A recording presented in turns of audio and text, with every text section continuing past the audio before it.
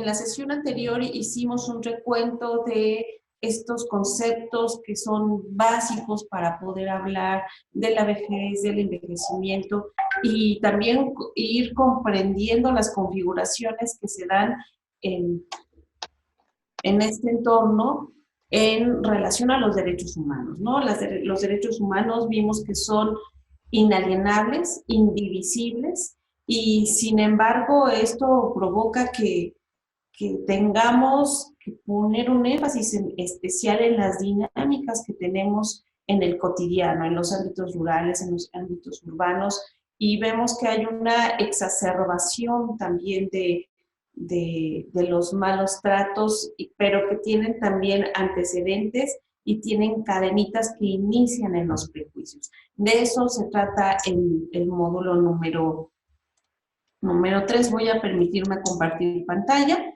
Entonces, pues el objetivo general de este curso pues es que los participantes vayamos reconociendo las acciones que van a contribuir a combatir la estigmatización, la discriminación y los malos tratos hacia las personas mayores.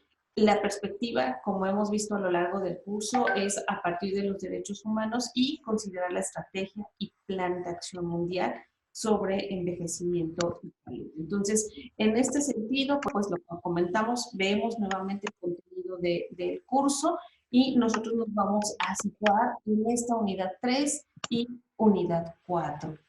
En relación a la unidad 3, pudimos dar cuenta de la importancia de las representaciones sociales como una representación social que viene a partir de la idea que me genera una persona, un objeto. Vamos entonces a ir pues también denominando los estereotipos, se van construyendo, esos estereotipos es lo que yo pienso del otro, los prejuicios es la percepción, lo que yo siento, lo que yo pienso del otro, y la discriminación es el actuar, cómo nosotros le damos entonces ya una configuración a ese pensamiento, a ese sentir que va a provocar pues este fenómeno de la discriminación. Y dentro de esta unidad vimos lo que significa un estereotipo. Y un estereotipo es, decíamos, una imagen aceptada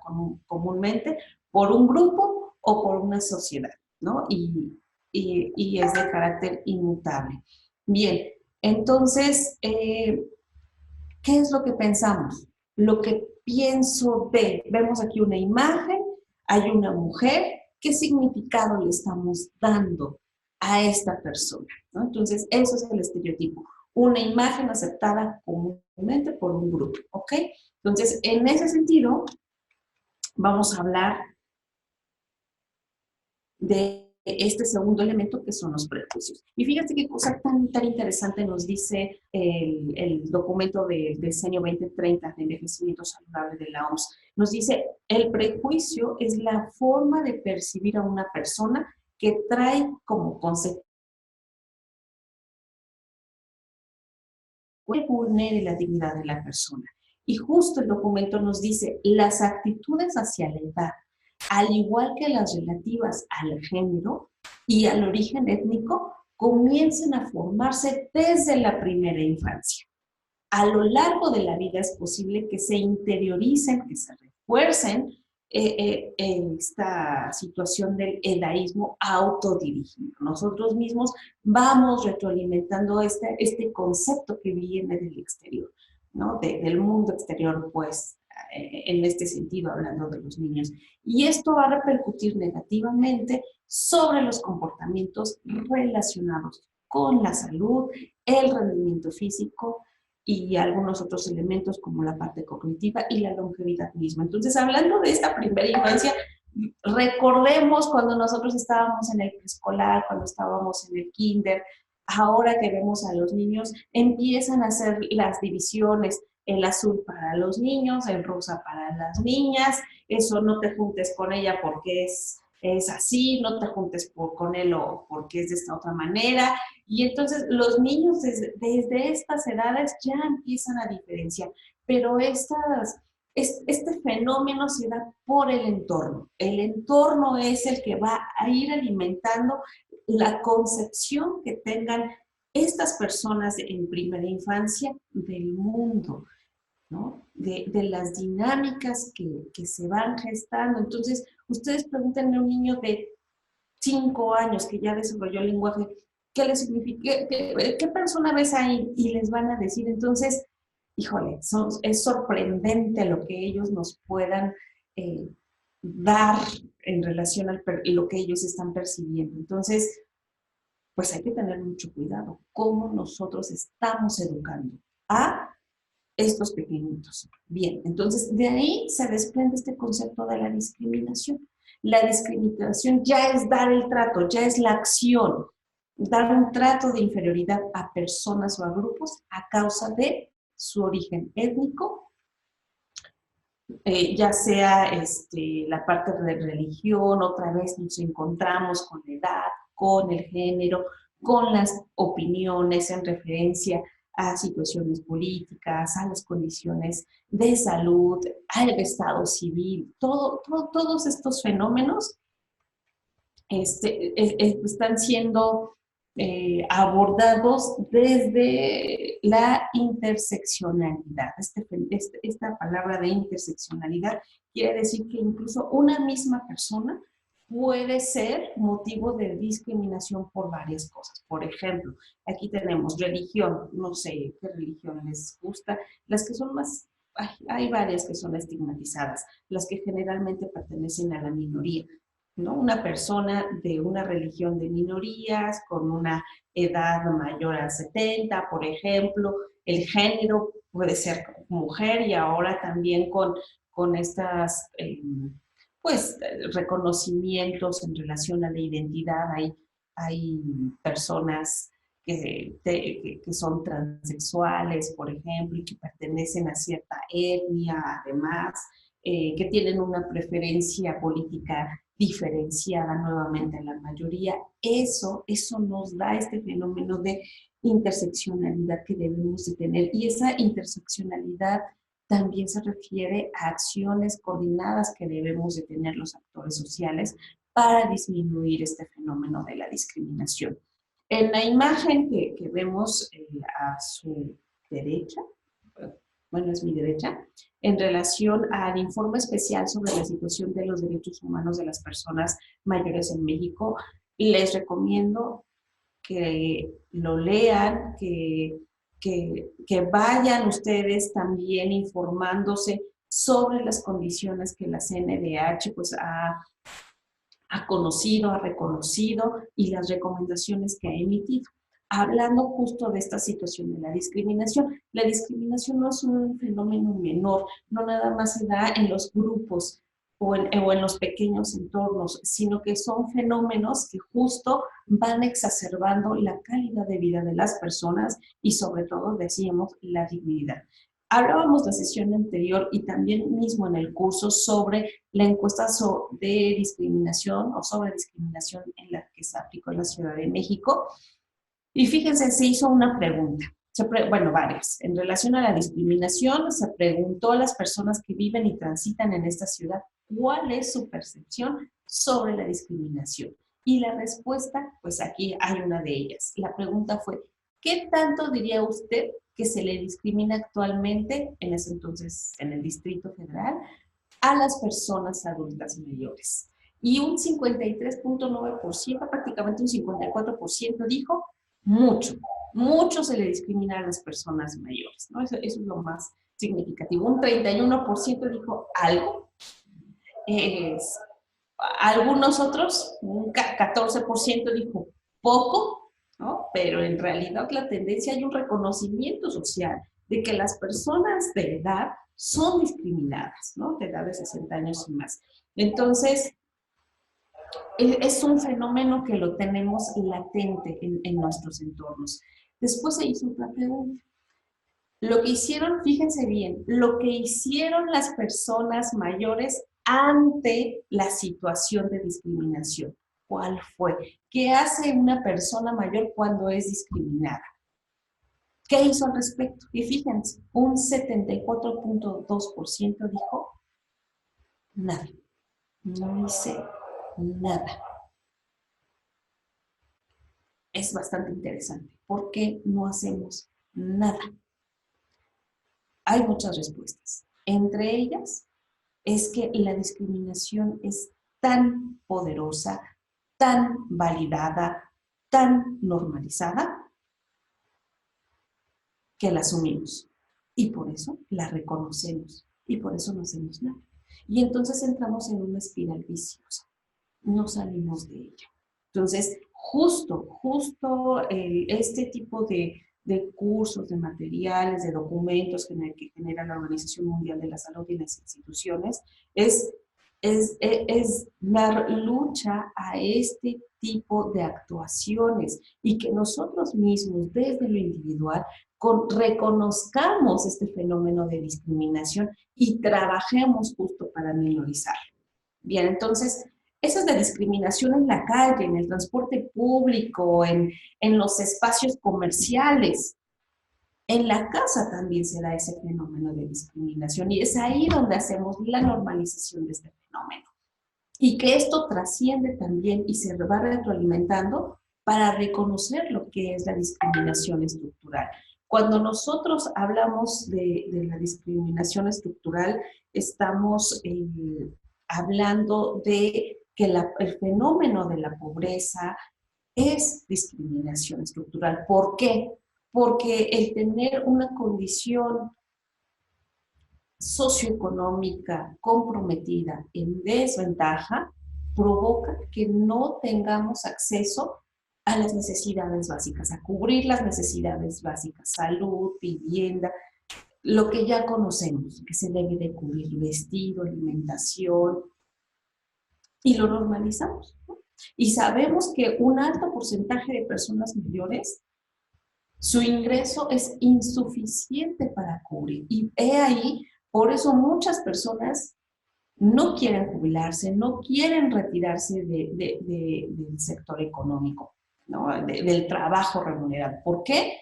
Pues porque su ingreso va a ser reducido significativamente, no tenemos una garantía y eso se le llama también discriminación estructural porque los ingresos que se van derivando de un trabajo remunerado se reduce al tener cierta edad, 65 años o más, por ejemplo. ¿Por qué? Porque las personas mayores se consideran poco productivas o inútiles. Así de tajantes somos. Entonces, hay pronunciamientos, este es un ejemplo de discriminación estructural. Ustedes pueden ver los anuncios de empleo y piden experiencia muchísima, pero una edad no mayor a 35 años, ¿no? Ya más personas mayores de 40 son discriminadas por la edad y pues bueno, las personas de 40 y más nos sentimos fabulosas y estamos fabulosas, pero es este constructo social que se ha generado de que lo joven es más rápido, lo joven capta las cosas y hacen las cosas mejor, y no es así, no es así, es ahí donde tenemos que romper el estigma. No conocemos cuál es el proceso natural del envejecimiento, estamos encasillados en considerar a la vejez como un sinónimo de dependencia, como lo dice en el curso, ¿se acuerdan? Hablábamos de dos tendencias filosóficas, la de Séneca y la de Platón. Entonces, ¿en cuál estamos posicionados nosotros? ¿Somos como Séneca, que pensamos que la vejez es de decrepitud? ¿O somos como Platón, donde hablamos de una profilaxis continua de la salud del cuerpo, de nosotros mismos? ¿Ve? Entonces, ¿hacia dónde estamos mirando y qué coherentes estamos siendo? En nosotros, en nuestra familia y sobre todo las personas que trabajamos en instituciones que dan atención, ¿cómo la estamos dando? ¿Estamos dando una atención diferencial? ¿O estamos dando una atención centrada en la persona, comprendiendo las condiciones específicas que tiene? Entonces, es ahí donde tenemos el trabajo. Y quiero compartirles algunos pronunciamientos de la Comisión Nacional de Derechos Humanos de de México, y para que veamos este impacto que tiene la discriminación en la salud, en la vida, en la dignidad de las personas. Entonces, fíjense, esto fue emitido en 1995, justo del informe especial que les compartí la imagen hace un ratito, de ahí la pueden descargar. Vienen las referencias también del curso. Entonces, emitió la CNDH una recomendación dirigida a lo que anteriormente era el INSEN, el Instituto Nacional de Senectud. Entonces, la queja derivaba por motivo de presuntos actos de maltrato contra la población de un asilo Refugio Pacheco de López Portillo. Es un documento público, ahí está, y de ahí fue tomada esta referencia, donde las personas residentes manifestaron no contar con la atención médica y cuidados adecuados para sus distintas condiciones de movilidad y salud, recibir malos tratos por parte del personal de enfermería, de trabajo social, de intendencia, carecer de agua caliente para el aseo personal, recibir alimentación no acorde a sus necesidades específicas y sufrir lesiones y caídas continuas, ausencia de actividades recreativas y culturales, así como intervenciones ilegítimas en sus posesiones e intimidad. Prácticamente ese concepto pues nocivo que tenemos de un asilo. Este espacio reflejaba esos actos. Y fíjense, aquí podemos ver diferentes procesos de mejora o diferentes elementos, la parte estructural, que exista condiciones de movilidad en el espacio, el trato, ese sería uno, el trato que los profesionales de atención les estaban brindando a las personas y que ellos refieren malos tratos por parte del personal. La parte de nutrición, no estaban recibiendo lo adecuado para ellos. Y otra, las actividades recreativas y culturales, es decir, la participación social estaba siendo restringida. Prácticamente era un espacio literal de guardar, ¿no? Aquí te dejo, aquí te dan de comer, te bañan y ya. Pero estaban dejando de lado las otras aristas, nutrición y participación social. No importa que estén en un espacio institucionalizado, las personas que están ahí deben tener participación social. Las personas mayores, no importando el entorno, se les debe de respetar ese derecho. Por el solo hecho, como lo estamos viendo en este continuo de derechos humanos, por el solo hecho de ser personas. Ese fue la recomendación, más bien el pronunciamiento, esa fue la queja. Ahora, ese es un espacio. Otro. En 2013 se suscitó el caso de una mujer de 65 años, refiere el informe, a quien indebidamente se le suspendió el pago de la pensión por cesantía en edad avanzada por parte del Instituto Mexicano del Seguro Social, que no reconoció un periodo de 52 semanas de cotización laboradas por la mujer cuando, derivado de una única visita de revisión, no la encontraron en su domicilio. O sea, no la encontraron y dijeron, bueno, vaya, ¿no? Ya, listo, se le suspende su pago. Y la afectada, por supuesto, presentó su queja ante la comisión y cuando se estuvo investigando el caso, pues la comisión se percató que la quejosa, la mujer de 65 años, fue colocada en un estado de indefensión y se vulneró sus derechos humanos a la seguridad jurídica, ¿no? Entre muchas otras cosas. Y por el hecho de haberse suspendido su pensión sin ningún fundamento legal alguno y no haber sido notificada en tiempo y forma del acto administrativo para su caso, ¿no? Entonces, ¿cuáles fueron las recomendaciones? Bueno, pues en ese sentido, la CNDH recomendó al Instituto Mexicano del Seguro Social implementar programas integrales de capacitación y educación en materia de seguridad social dirigidos a todos los servidores públicos del Instituto Mexicano del Seguro Social. justo para no vulnerar los derechos de las personas mayores. Entonces, fíjense, una acción tan aparentemente inocente, bueno, no la encontré en su domicilio, la doy de baja, pero no se dieron a la tarea de investigar lo que le llaman la sobrevivencia. Denostaron, se les hizo fácil.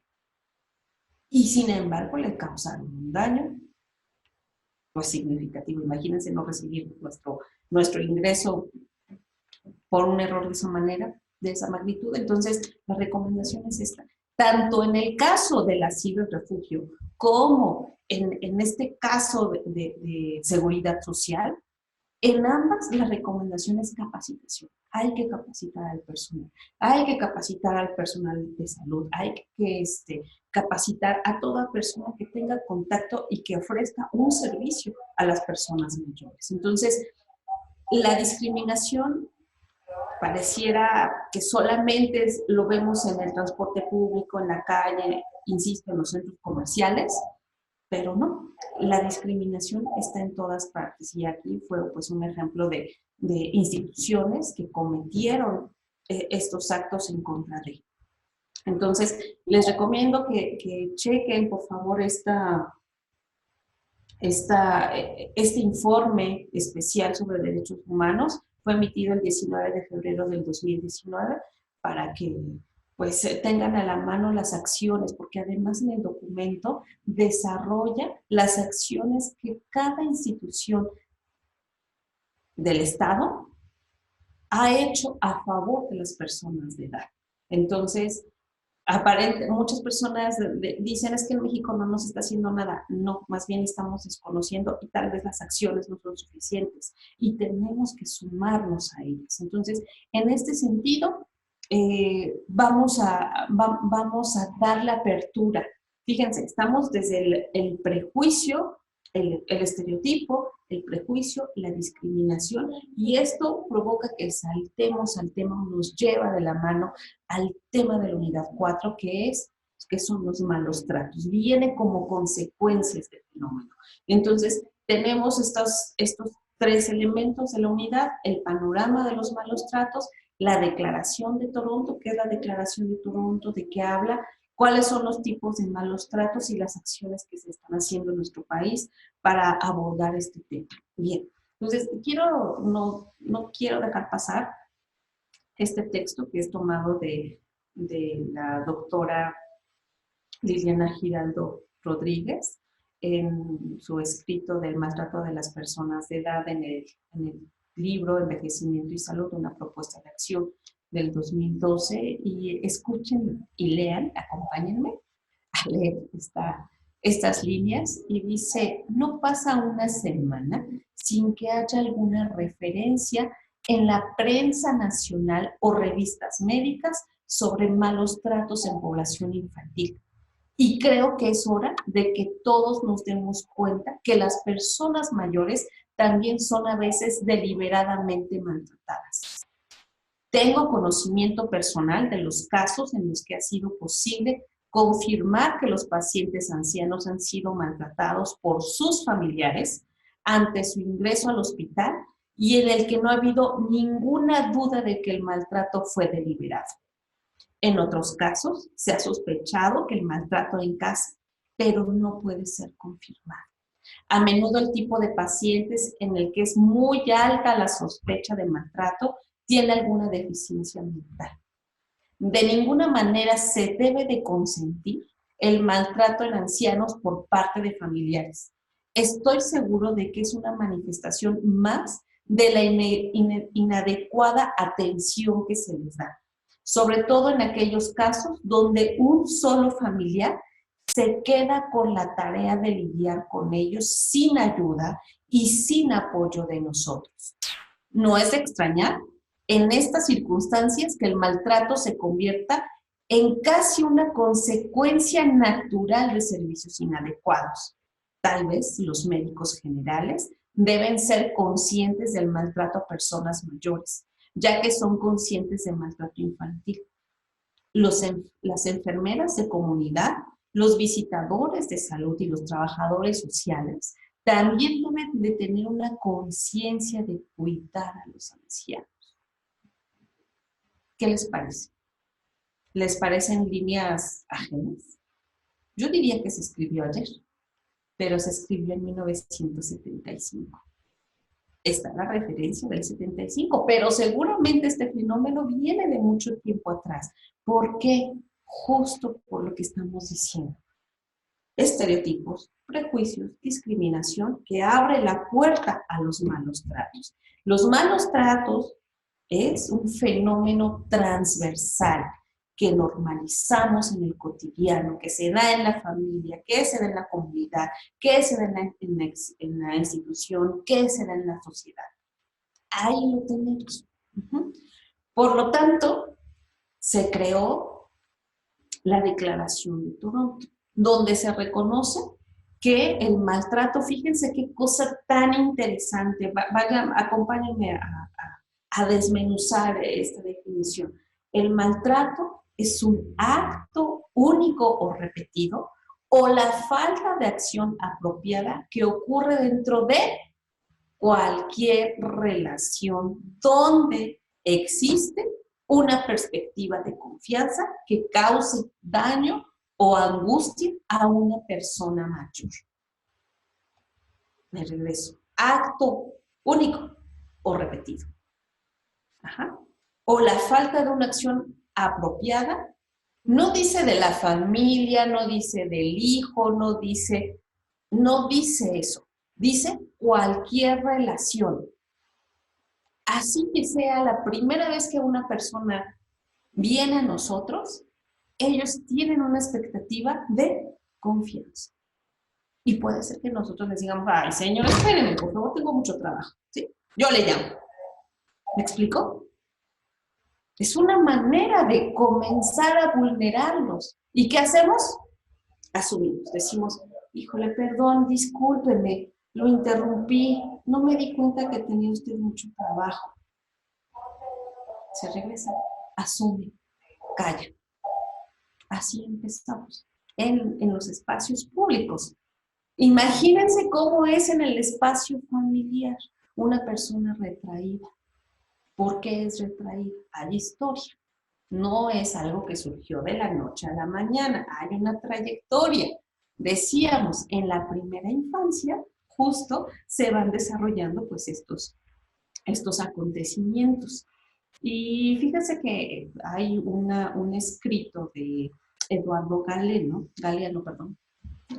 Eduardo Galeano, donde hace un señalamiento. Y pues no me lo sé de memoria, me voy a permitir leérselos y ustedes escríbanos en el chat qué opinan. Fíjense, dice la extorsión, el insulto, la amenaza, el coscorrón, la bofetada, la paliza, el azote, el cuarto oscuro, la ducha helada, el ayuno obligatorio, la prohibición de salir, la prohibición de decir lo que se piensa, la prohibición de hacer lo que se siente y la humillación pública, son algunos métodos de penitencia y torturas tradicionales en la vida de familia, para castigo de la obediencia y escarmiento de la libertad. La tradición familiar perpetua una cultura de terror que humilla a la mujer, enseña a los hijos a mentir y contagia la peste del miedo. Los derechos humanos deberían empezar desde casa. Y ustedes pueden ver incluso, pues en las redes sociales, ya saben cuáles, en las que hay, ¿no? La generación de cristal, ¿no? Y, ¿no? De todo se quejan, nada les parece, no están conformes, claro que hay excepciones.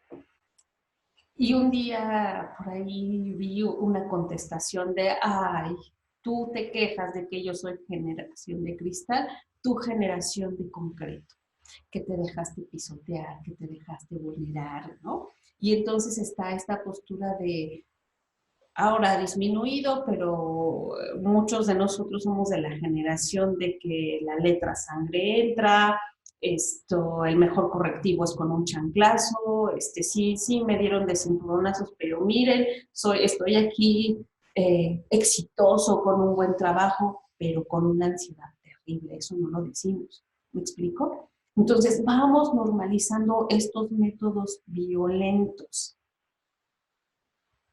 maltratos, actos únicos o repetidos, que en el ejemplo, sé que no es el tema de los niños, pero los niños son personas que están en este proceso de envejecimiento y que llegan a un punto, que también incluso, pues decíamos, en esta primera infancia ejercen estos malos tratos. ¿Me explico?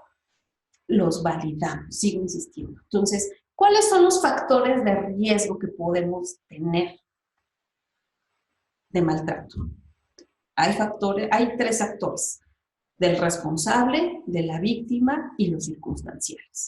Cuando hablamos de factores del responsable, estamos hablando que esa persona puede ser que abuse de alcohol, que tenga consumo de fármacos o drogas, que tenga algún tipo de enfermedad mental, que tenga estrés del cuidador, que tenga dependencia de la víctima, que exista un aislamiento social. Ahora que estamos en este contexto, esto se ha exacerbado muchísimo más, que la persona tenga tendencias a la depresión o la depresión en sí, trastornos de personalidad, pobreza. Son algunos factores del responsable. Factores de la víctima: edad mayor a 75 años, fíjense bien, edad mayor a 75 años en la mayoría de los casos, deterioro físico o cognitivo, aislamiento social o geográfico, por ejemplo, no sé, de esas torres súper grandísimas, altas, y que viven en el último piso y pues casi no sube ni baja, pues porque hay dificultad en la movilidad, o que viven muy lejos. Dependencia del agresor, antecedente del maltrato doméstico, deterioro reciente de la salud, falta de recursos económicos y culturales, baja autoestima, que sea viudo, generalmente pues les lleva a estos procesos de síntomas de depresión, y la más importante, falta de redes sociales, ¿no? Que los dejamos solitos. Esos son los de la víctima. ¿Cuáles son los factores circunstanciales? Bueno, pues mala relación familiar previa, problemas económicos, falta de apoyo social, recibir ayuda social, sobrecarga laboral de los profesionales de la salud, cambio frecuente de domicilio y de centro sanitario, lo que hemos dicho, el fenómeno de abuelo golondrina, un mes contigo, un mes conmigo, un mes con mi hermana, otro mes con mi hermano. ¿Me explico? Y entonces esto también hace que las personas se desorienten y sean vulnerables a sufrir malos tratos. Cada familia es diferente, ¿no? Aunque tengamos la misma raíz, la familia de mi hermano es de una manera, la familia de mi hermana es de otra manera, la mía es de otra manera, hábitos y costumbres diferentes, ¿no? Personalidades de las nueras y yernos distintas. Entonces, eso hace que se vayan desarrollando dinámicas que no favorezcan la dignidad de la persona. Y hay teorías explicativas. Tal vez ustedes decían, bueno, pero ¿por qué hay malos tratos? ¿Por qué la persona no dice? ¿Por qué no se queja? ¿Por qué no habla? ¿Cómo es posible? Hay muchas cosas que lo pueden explicar. Desde hace ratito, la encuesta, ¿qué hizo cuando lo discriminaron? Nada. Y hay teorías que nos dicen. Entonces, fíjense bien, los motivos del maltrato. Algunos son el conocimiento, el conocimiento, tenemos que tenerlo en cuenta, el conocimiento de los posibles factores desencadenantes. Es muy importante que para nosotros que estamos en el área de la salud y obviamente también en los espacios sociales, los detectemos, que los conozcamos. Hay teorías del aprendizaje social o de la violencia transgeneracional, es decir, la violencia se aprende. De este modo es probable, es posible que los niños maltratados cuando crezcan se conviertan en maltratadores de sus padres, y es lo que llamamos el cobro de factura. Puede ser consciente o puede ser inconsciente. Está la teoría del cansancio. En la teoría del cansancio, es el estrés o tensión del cuidador, establece esta teoría que el maltrato y la negligencia para con el anciano, ¿no? Acuérdense que es una etapa de la vida, la ancianidad o las personas mayores, aparece cuando los factores estresantes, tanto externos como relacionados directamente con el cuidado, superan. un determinado umbral del cuidador. ¿Cuál es el perfil de los cuidadores? Bueno, hasta ahora la mayoría, el 70% de las personas que cuidan, cuidadores informales, son mujeres. Mujeres que están entre la cuarta y quinta década de la vida, donde son económicamente activas, donde todavía son responsables de la crianza y dependiendo mucho de los apoyos que esta persona reciba. Es decir, si es una mujer casada que tiene el apoyo de su pareja en lo económico y en lo instrumental dentro de la casa, eso ayuda a atenuar. Pero cuando no es así, cuando tal vez es madre soltera o es casada, pero no tiene el apoyo de la pareja, tiene que dividirse en 1000 para poder dar alcance a su cotidiano familiar, más el cuidado que tenga que brindar. Y dependiendo también de la complejidad de los cuidados y qué tan capacitada esté la persona. Bueno, entonces esa es la teoría del cansancio. Está otra teoría, que es la teoría del aislamiento. Expone esta teoría que la privación de las redes sociales es un factor de riesgo para sufrir maltrato y negligencia. Por eso constantemente preguntamos si tiene con alguien con quien contar, si tiene algún confidente. Puede ser que mi hija me cuide, que esté al tanto de mí. Y sí, le tengo confianza, pero no es mi confidente. ¿Me explico? Le tengo confianza a, pero puede ser que yo ya comience a tener una restricción para tener mis visitas o para tener mis contactos cercanos, ¿no? Bien. Está la teoría de la dependencia, la fragilidad funcional, que se le considera pérdida de la autonomía para algunos autores, y la enfermedad, la presencia de enfermedad crónica y alteración cognitiva, entre ellas las demencias, como el Alzheimer, son condiciones de riesgo para que se dé el maltrato. Hay otra teoría de la psicopatología del maltratador. Esta teoría nos dice que el agente del maltrato posee características de personalidad consideradas patológicas, como son las esquizofrenias, esquizofrenia, la idea paranoide, el trastorno bipolar, diferentes desórdenes de personalidad, retrasos mentales, que incluso pueden no estar diagnosticados. Hay personas que son como muy funcionales, que no se les nota, pues, que hay un trastorno ahí, está medio oculto. No nos damos cuenta. Entonces, este tipo de personas les toca cuidar. ¿Y de qué calidad va a ser el cuidado? ¿Qué tipo de afrontamiento va a tener para el cuidar? ¿Me explico? Bueno, por ahí en el instituto tenemos un curso, abro paréntesis, sobre orientación, brindar orientación a cuidadores informales y donde desarrollamos todo este tipo de elementos y conocimiento para identificar el tipo de cuidadores. Cierro paréntesis. Bien. También tenemos otro tipo de teorías, por supuesto. Hay mucho más, como el consumo de sustancias tóxicas por parte del cuidador, hasta la dependencia, ¿no? Este fenómeno del síndrome de Estocolmo también se va dando. Bien. Entonces, una sola teoría por sí sola no explica el fenómeno de por qué maltratamos o por qué permito que se me maltrate.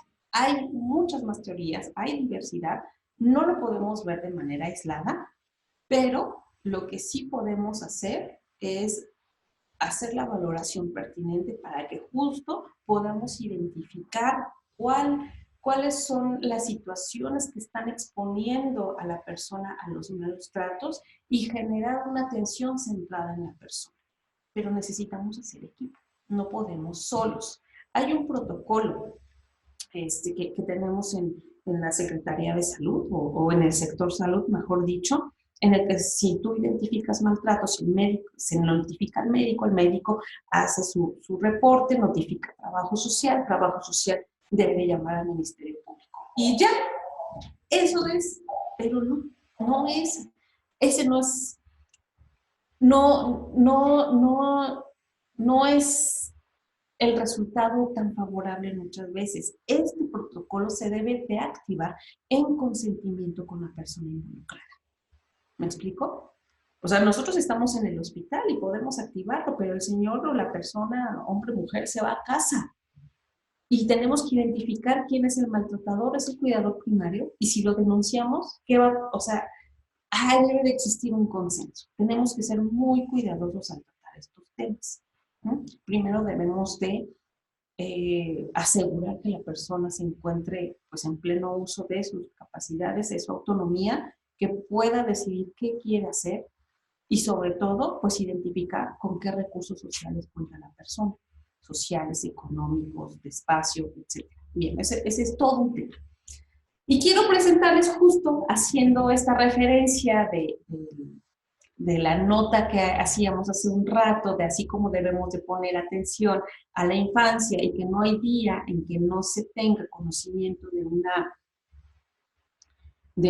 una noticia de malos tratos, pues aquí tenemos un ejemplo, ¿no? Este ejemplo es del 2014, del 2014, del 15 de enero del 2014, en donde en Paraguay, en Paraguay, ahí pasarán esas cosas.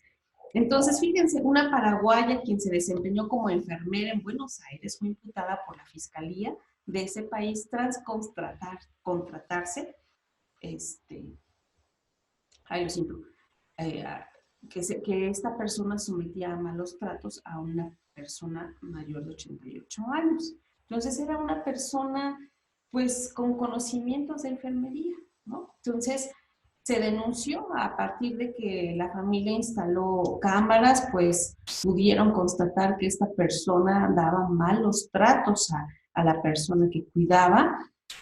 Su hija fue la que instaló las cámaras y pues a partir de esta situación, pues, de hecho está el video en YouTube, no se los quise compartir, tampoco quiero reproducir esas escenas, ni tampoco violentarnos. Hay personas que son o somos muy sensibles al hecho, entonces sabemos que el fenómeno existe. Pero yo decía, en Paraguay, bueno, pues ¿qué creen? Que el 10 de febrero del 2021, en la alcaldía de Tlalpan, en la Ciudad de México, se activó todo un protocolo para rescatar. Dice, fíjense bien desde el título, acuden a casa de abuelita maltratada. Estereotipo. Esta señora sí era una persona, sí tiene sus nietos, sí las tiene. Pero otra vez, todas las personas mayores somos abuelitas y abuelitos. Entonces, desde ahí tenemos que educarnos. Entonces, bueno, van a la casa de la abuelita maltratada, no hallan al hijo agresor. No sé si bueno, esto fue muy sonado en las noticias aquí ¿cómo se llama? Aquí en la Ciudad de México. Entonces, les comparto la noticia ya directo, justo del periódico. Acuden a casa de la abuelita maltratada, bueno, ya lo vimos, aquí ponen una imagen, acá hay una serie de imágenes que si ustedes tienen la curiosidad, bueno, pues adelante. Esta es la fuente, el Excelsior, la fecha 10 del 2 del 21. Aquí ya viene la nota. La Secretaría de Inclusión y Bienestar Social, pues acudieron también a partir de que se hace una denuncia en el video, después de que en redes sociales se difundió el video en donde se ve cómo la señora es agredida física y verbalmente. Personal del Instituto del Envejecimiento Digno, de la CIVISO, del Centro de Atención a Riesgos de Víctimas de Adicciones, CARIVA, de la Fiscalía General de Justicia de la Ciudad de México, de la Secretaría de las Mujeres, de la Luna Tlalpan y de la Policía Metropolitana Femenil Grupo de Atenea, realizan una visita domiciliaria para asistir a la señora, la cual señalaron presenta evidentes signos de maltrato. En el lugar se entrevistaron con los familiares de la adulta mayor, los cuales indicaron que no puede valerse por sí misma y sus cuidados están a cargo de uno de sus hijos. Pese a la situación de la señora, decidieron no iniciar acciones penales en contra del individuo que la agredió. ¿Quién era este individuo? Su hijo, 62 y pico de años. Y ustedes pueden decir, pero ¿cómo no lo denunciaron? ¿Cómo es posible? ¿Por qué? Acabamos de hablar de las teorías que explican este fenómeno de los malos tratos y de las posturas de las familias. Nosotros que no estamos insertos en esa dinámica, denúncienlo, cárcel, hagamos una marcha, etc. Pero ya estando ahí, las decisiones cambian. La familia decidió no proceder en contra de la denuncia. Y teniendo pues un poco más de conocimiento del tema, la persona pues sí, que cometió este acto de malos tratos, era el cuidador principal de la señora de 95 años. ¿Me explico? ¿Qué decía? Único hijo. Algo sucedió. ¿Me explico? No vamos a estigmatizar, no vamos a sacar presupuestos. Lo único que se sabe es que ya había una sobrecarga de cuidado. Y decíamos hace un rato en las teorías explicativas, uno de los fenómenos justo, ni siquiera les estaba compartiendo la pantalla, era pues ser el único cuidador y ya tener sobrecarga de cuidador. Entonces, el análisis tiene que ser más allá. El análisis tiene que ser con evidencia. Tenemos que conocer el entorno, tenemos que conocer a las personas, sus condiciones de vida. Tenemos que hacer un análisis. No podemos ir por la vida y decir, ay, ¿cómo es posible? ¿Por qué no denuncian? Y ya, que lo metan a la cárcel, etc. Hablando de estos abordajes, he tenido la experiencia con otros casos que las personas mayores, no de 90, sino de 60 años, dicen, no, no voy a denunciar a mi hijo, no lo voy a hacer. Pero te pegó, pero te despojó, sí, pero no lo voy a hacer. No está bien lo que hizo, lo sé, pero si lo meto a la cárcel, en 3, 4 años está de nuevo afuera y ahora sí me mata. Entonces, ¿qué es lo que está sucediendo? Que los mecanismos que estamos teniendo tal vez no están llegando a la justicia que nosotros quisiéramos. ¿Me explico? Hay todavía muchas cosas que hacer. Y no nada más es una cuestión de leyes, es una cuestión social, es una cuestión de comportamiento que se dan en los entornos. Entonces, bueno, procedo con la presentación. Bien. Entonces decíamos que pues, también en México. ¿Cuáles son las acciones internacionales? Bueno, pues sí, tenemos instituciones que ya están viendo, que están trabajando en este tema. Y en 1997 se crea la Liga Internacional para la Prevención de Abuso al Adulto Mayor, donde se hacen algunos señalamientos, ¿no? Y donde hay personas responsables que le dan seguimiento a esta liga. En el 2002, en la Segunda Asamblea Mundial del Envejecimiento, se reconoce el maltrato a las personas mayores. Hay un reconocimiento. Decíamos, la nota fue de 1975. ¿Cuántos años pasaron para que a nivel mundial se pudiera reconocer el fenómeno de los malos tratos? ¿Me explico? En el 2006, fíjense bien, en el 2006, el 15 de junio, se celebra el primer Día Mundial sobre la toma de conciencia de abuso en los ancianos en Nueva York. Y de ahí para acá, cada 15 de junio, incluido México, reconoce este día como un día de tomar conciencia sobre estos hechos de abuso. En el 2012 hay la Carta de San José sobre los derechos de las personas mayores. Eso ya lo vimos en el módulo 2. Entonces, les recomiendo que profundicen en el tema. Uno de los elementos que retoma la Carta de San José es los derechos de las personas mayores. ¿Qué pasa con México? ¿Hay cosas en México? Sí, sí hay cosas en México. Hay muchas cosas. Entre ellas, en el 2002 hay la publicación de la Ley de las Personas Adultas Mayores, es un avance. En el 2005, la norma oficial 046 sobre la violencia familiar sexual en contra de las mujeres, en el término de que somos personas. Sí, me van a decir, ¿y los hombres dónde quedan? Sí, también están incluidos en esta parte de la violencia familiar. Nos reconocemos que la violencia no nada más es hacia las mujeres, también hay violencia hacia los hombres. En el 2006 es cuando se lanza la encuesta sobre maltrato a personas adultas mayores, donde estuvo también pues muy de cerca la doctora Liliana Giraldo, que incluso ella desarrolló la escala geriátrica sobre malos tratos. Son 22 preguntas. En otro momento pudiéramos hablar de esa escala para que en su momento alguien que esté interesado en ella, pues la puedan trabajar. La pueden encontrar en internet, es descargable. Bien, en el 2010 se hace la creación de la Agencia Especializada para la Atención de las Adultas Mayores Víctimas de Violencia Familiar en el entonces Distrito Federal. En el 2013 se trabaja también sobre la guía práctica sobre la detección y manejo de malos tratos en personas mayores. Esta parte es en sector salud. ¿Suficiente? No, no es suficiente. Acciones, sí, sí hay acciones. Las instituciones, sí, hay instituciones, como acabamos de ver, que están trabajando en ello, pero pues no pueden ir solas, debemos de sumarnos a esos esfuerzos. Y esa suma viene desde el cotidiano, ¿ok? Entonces viene también en esta parte de la ley de los adultos mayores, los artículos que me parecieron más significativos son estos: el artículo 5, que es garantizar a las personas adultas mayores una vida libre sin violencia, a recibir protección de parte de la comunidad, la familia, la sociedad, así como las instituciones, tanto federales, estatales y municipales.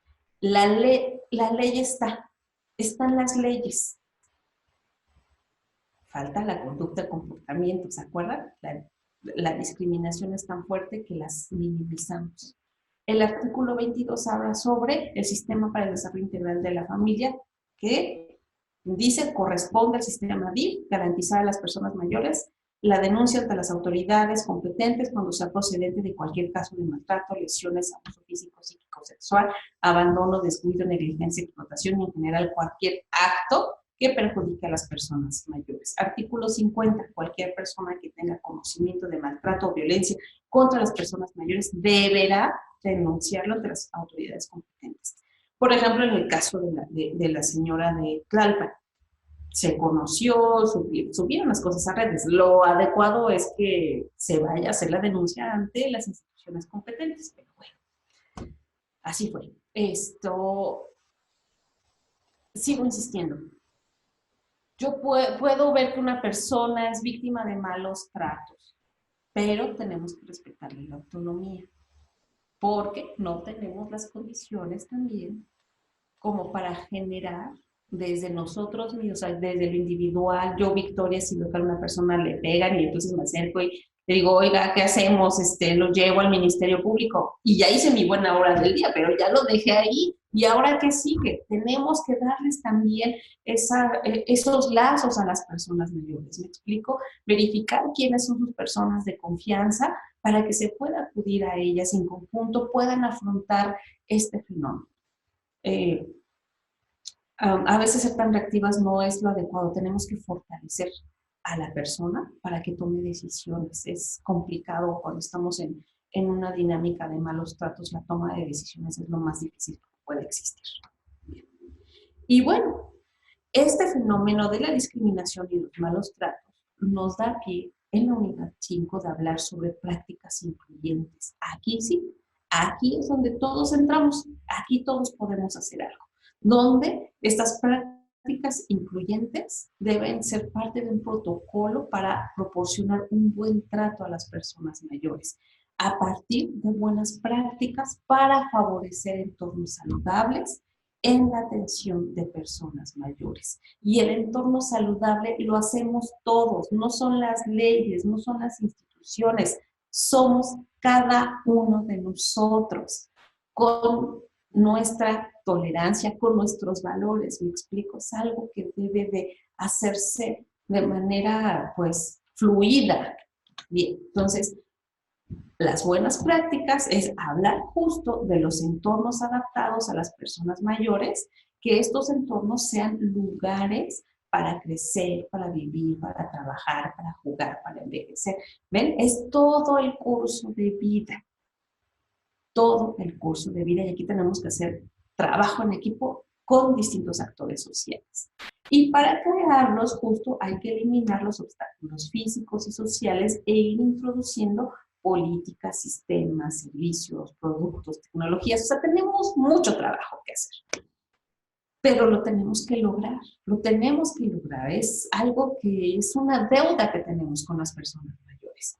De tal manera que estos productos, estos servicios, estos sistemas, estas tecnologías tienen que promover la salud y fortalecer y mantener la capacidad física y mental a lo largo de todo el curso de vida y que permitan que las personas sigan haciendo las cosas que valoran, que tengan capacidad funcional. ¿Se acuerdan del concepto? Ser y hacer lo que les gusta, incluso cuando empiecen a perder capacidad. Esa es la misión que tenemos todos, absolutamente todos. Desde el espacio donde estás, que es tu casa, tu familia, tu comunidad, tu institución, tu lugar donde trabajas, en el transporte público, en el centro comercial, es en todas partes. Entonces, lo que se tiene que hacer es promover y desarrollar programas sociales. Esa es la recomendación. Incluso es la recomendación de la Organización Mundial de la Salud en su documento del Decenio de Envejecimiento Saludable 2030, donde se tiene justo que crear ciudades y comunidades adaptadas a personas mayores e involucrar a las comunidades, las propias personas mayores, por supuesto, y otras partes interesadas como el sector privado y la sociedad civil en el diseño de estos programas. Ya está el documento. En el informe especial de personas mayores del 2019 que yo les mostraba, también vienen las recomendaciones, ahí están, y además están las recomendaciones de cada sector, sector salud, sector social, qué responsabilidades tienen y qué han estado haciendo en favor de. Dice crear ciudades y comunidades. Tú ves, uy, sí, pues que al gobierno le toca su chamba. Sí, sí le toca su chamba, pero nosotros también, desde el individual sigo insistiendo.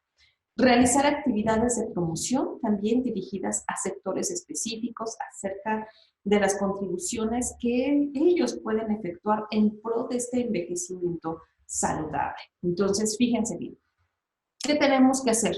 Promover el concepto de entorno adaptados a las personas mayores y apoyar su aplicación en comunidades.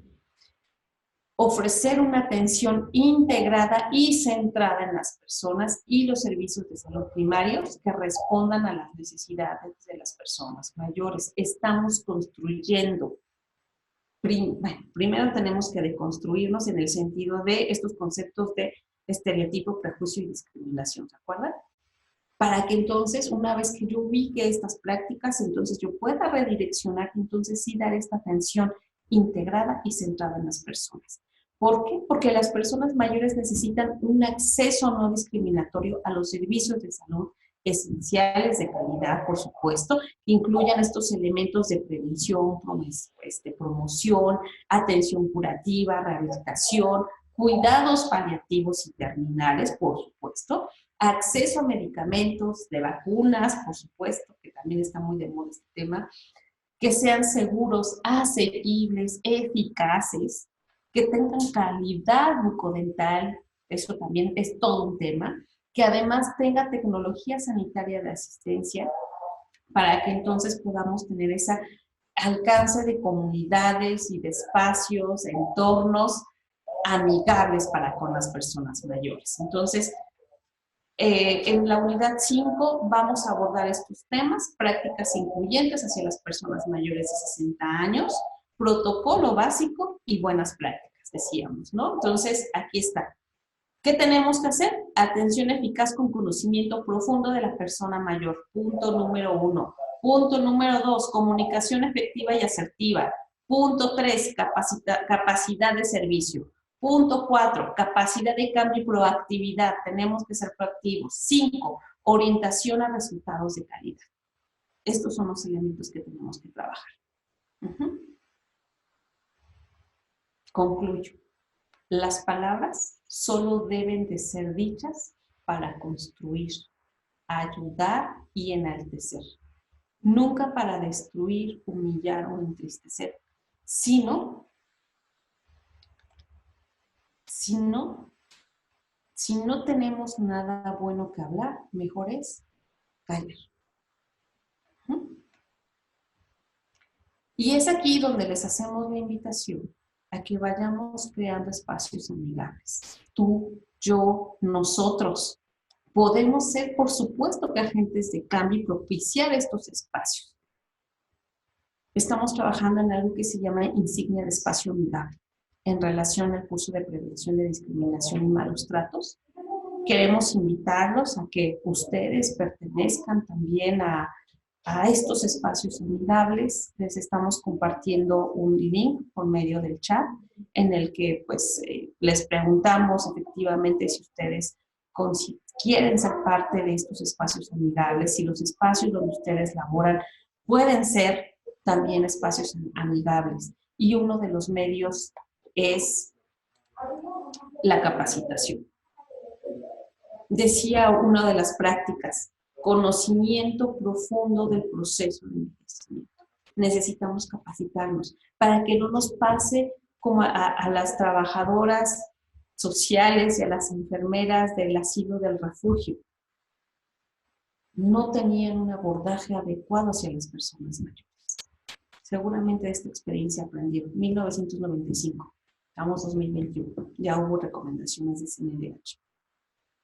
Entonces, en ese sentido está construido el curso de tomar conciencia de toda el perjuicio que provoca la discriminación y que la discriminación está en todas partes. ¿Y saben qué hacemos?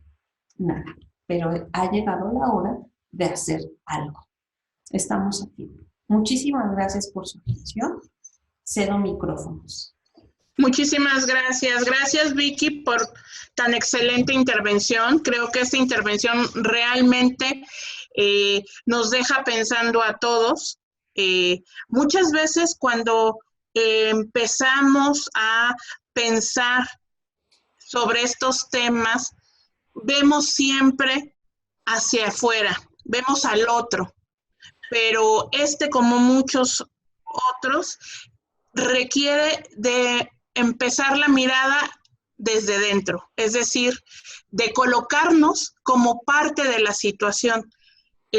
Antes de pasar a leer las preguntas de todos ustedes, sí quisiera de verdad llamar a la reflexión porque como cualquier otra situación social, la participación de cada uno de nosotros y el granito de arena que podemos poner es el que hará la diferencia.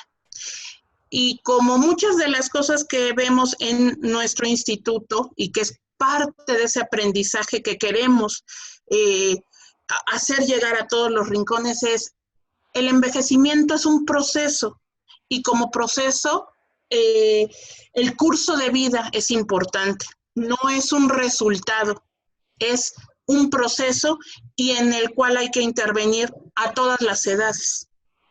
En el caso de buenos tratos, como es el punto fundamental de esto que nos han hecho Vicky hoy reflexionar, el buen trato es en todos los grupos, es en todas las edades, es en todas las condiciones. Y lo más importante es, decía Vicky, al gobierno le toca su chamba, sí, desde luego, al gobierno le toca su chamba y a todos y cada uno de las áreas de gobierno que deben de ser. Pero ¿qué creen? El gobierno no es un ente que tenga vida por sí mismo. El gobierno es desde el funcionario público más sencillo hasta el más alto funcionario. En ese caso, cuando trabajamos en gobierno y cuando decimos que al gobierno le toca la chamba es de todos. Todos y cada uno con el cambio que podamos hacer, estaremos iniciando.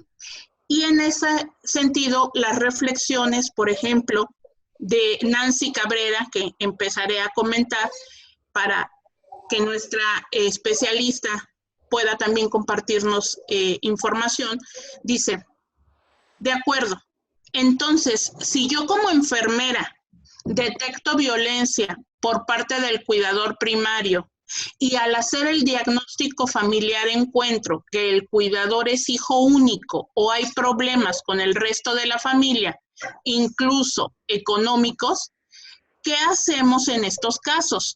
Además, sabemos que existe el burnout y de este único cuidador. Ok, sí, justo incluso parte de los comentarios que se están haciendo en el chat, de Emilia Espejo también nos comparte que hay experiencia en otros países, y sí, sí la hay, de cuando hay evidencia de violencia, no se le permite a la víctima otorgar el perdón, efectivamente. Son políticas públicas que debemos de ir construyendo también en nuestro país, primera parte.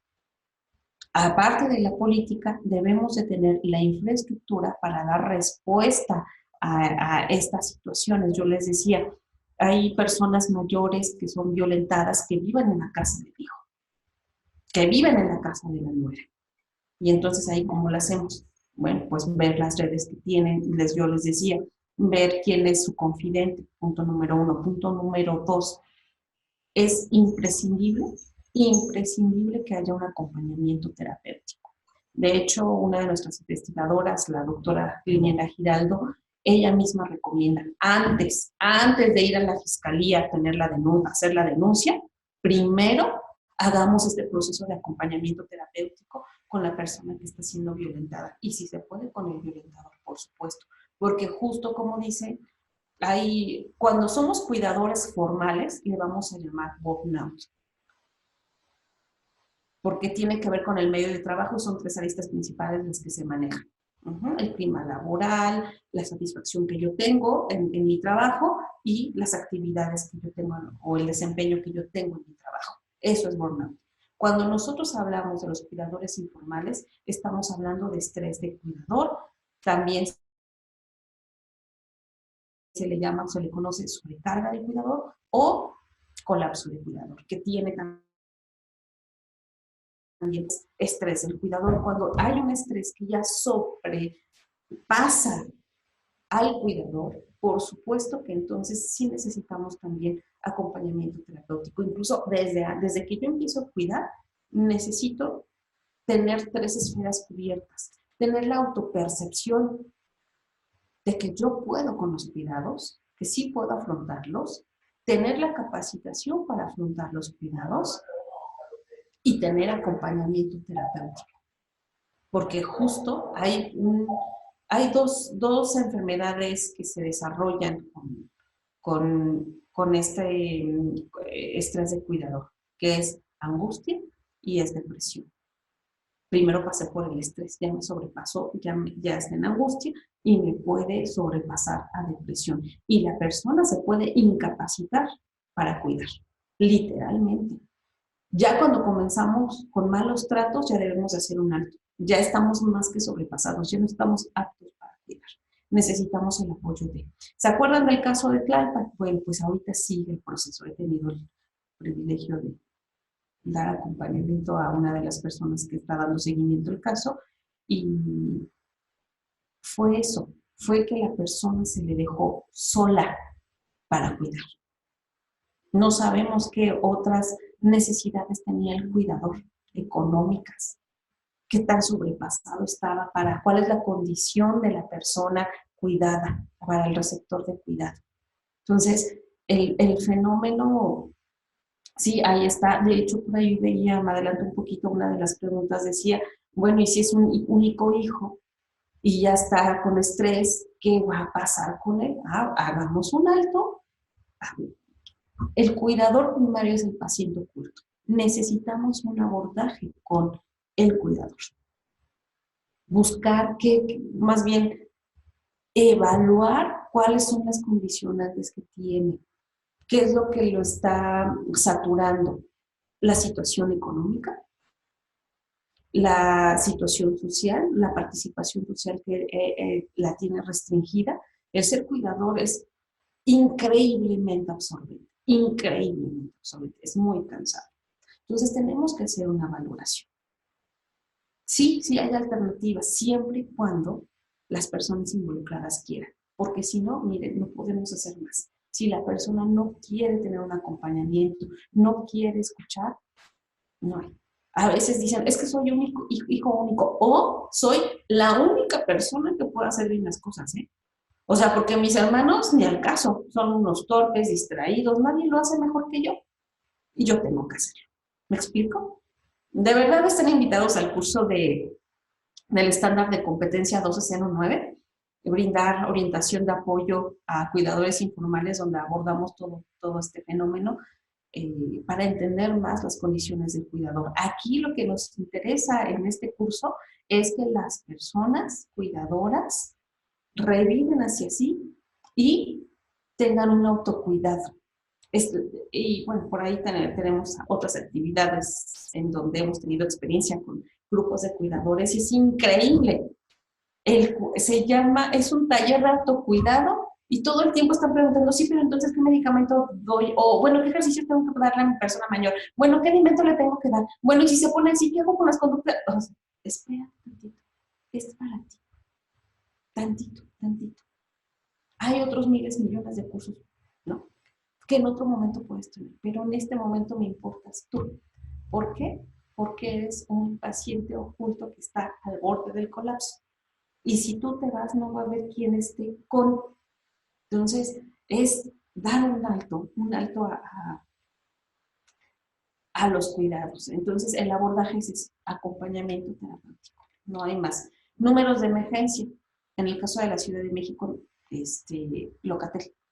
Locatel te puede dar acompañamiento psicológico cuando estés en una crisis que digas, yo no puedo más, por favor, échale una llamada a Locatel para que entonces tengas un momento de contención, pienses bien, clasifiques tus prioridades y otra vez comiences, pero comencemos también a buscar ayuda terapéutica, insisto. Gracias.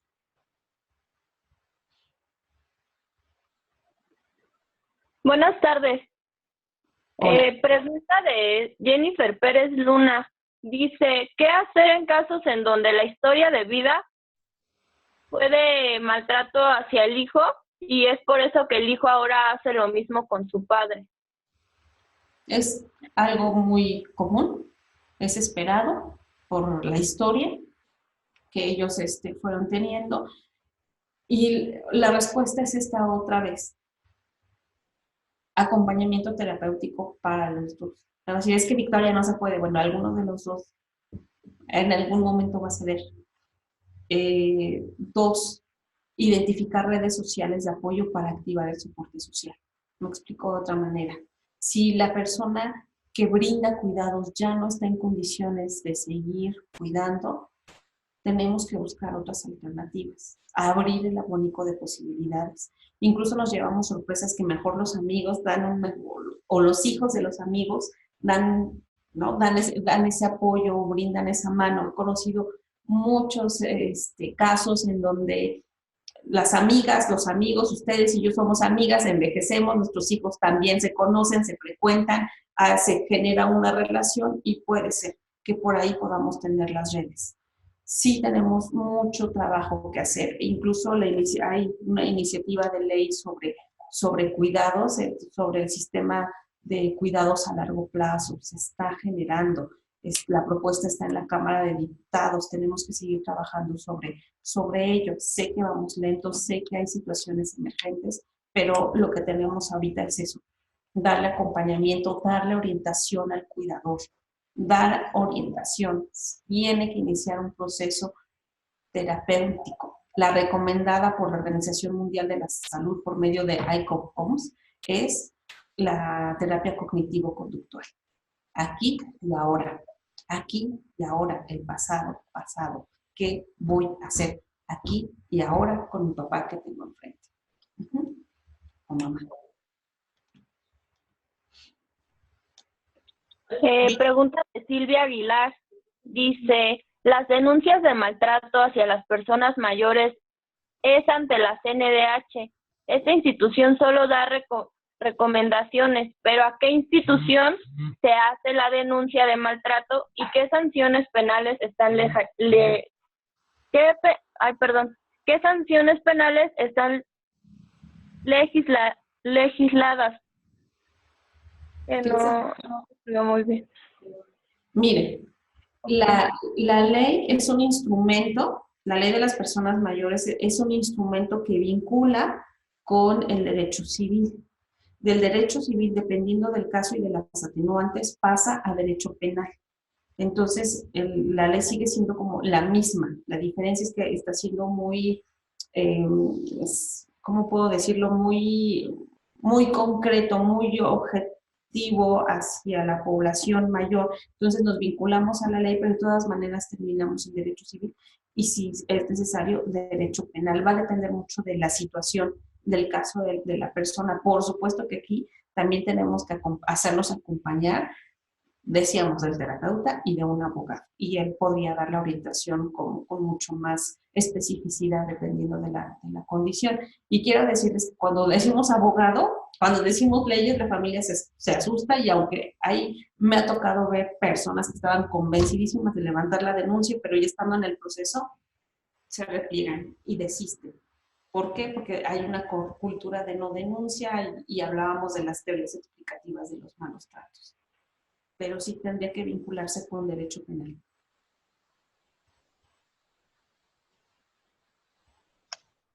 Yamili nos comenta que en otros países, cuando hay evidencia de violencia, no se les permite a la víctima otorgar el perdón, pues la víctima requiere terapia antes de poder tomar decisiones objetivas. Justo lo que estás platicando, Vicky. Y dice, ¿no sería bueno que México hiciera lo mismo? Tenemos que trabajar en ello. Se tiene que trabajar en ello y tenemos que organizarnos. O sea, tenemos que hacer evidente esta situación. Las organizaciones civiles, la sociedad civil también tiene que levantar la mano para decir, hey, ¿no? Está pasando esto. Ya están los mecanismos vinculantes. ¿Cuál es el mecanismo vinculante? La Convención Internacional de Derechos Humanos de Personas Mayores, 2015. De ahí, de la Constitución, leyes, reglamentos, ya se están haciendo. Insisto, por favor revisen el informe especial de personas mayores. Lo que vimos el día de hoy solamente fue una cosa pequeñita, pero hay más directrices que incluso la Convención Interamericana y la Comisión de Derechos Humanos están levantando. Y lo que yo les decía, la iniciativa de cuidados a largo plazo. Entonces, vamos lentos, sí, lo sé, pero ya se están dando los espacios y los instrumentos, pero lo que tenemos aquí y ahora es nuestro entorno, nuestro actuar hacia las personas mayores, que también puede hacer una diferencia significativa.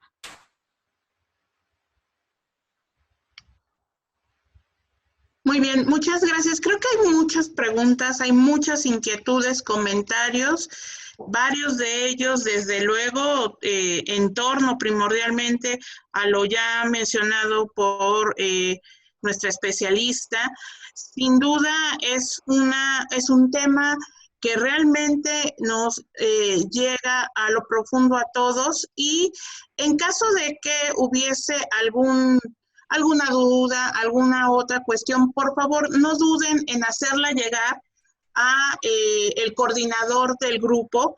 Cada curso tiene un coordinador. Por favor, si hay preguntas adicionales a lo ya respondido, porque estamos ya muy rebasados en el tiempo, por favor háganlo llegar. De verdad que trataremos de respondérselas a la brevedad. Siendo entonces así, de verdad que agradeceré la participación de todos, la presencia de Victoria González García y les deseo que el curso lo concluyan de manera satisfactoria. Conocen ustedes las necesidades, el trabajo, lo que hay que cumplir ahorita ya en este cierre. Es el último tramo. Muchísimas gracias. Nos vemos hasta la próxima.